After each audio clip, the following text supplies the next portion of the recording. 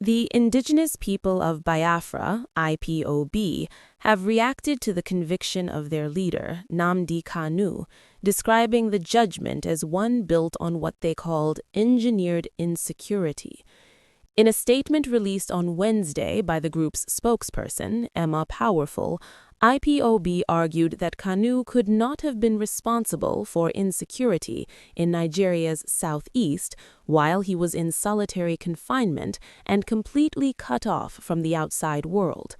According to the group, Kanu was held incommunicado by the Department of State Services in Abuja, with no access to communication, visitors, or public contact at the time incidents of violence were allegedly linked to him.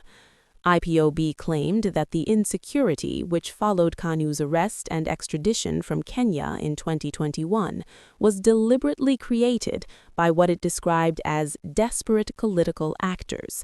The group alleged that this was done to portray both Kanu and IPOB as terrorists, thereby justifying his continued detention and eventual conviction.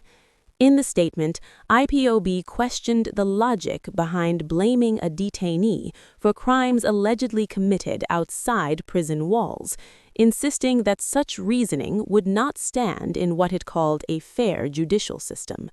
The group further argued that there is no concrete evidence linking Nnamdi Kanu to killings or violent acts in the southeast, asking where the victims, witnesses, or forensic proof connecting him to the crimes could be found.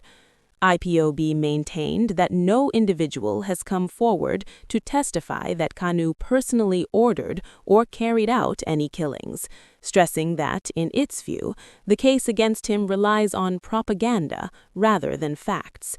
The pro-Biafra group also alleged that misinformation was used to confuse the public and suppress critical questions surrounding the case, but insisted that the truth would eventually emerge.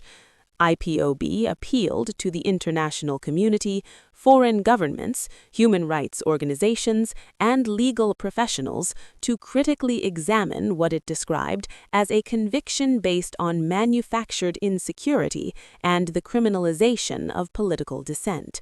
The group concluded by stating that history would ultimately judge those who spoke out and those who, in its words, used instability to silence a political voice.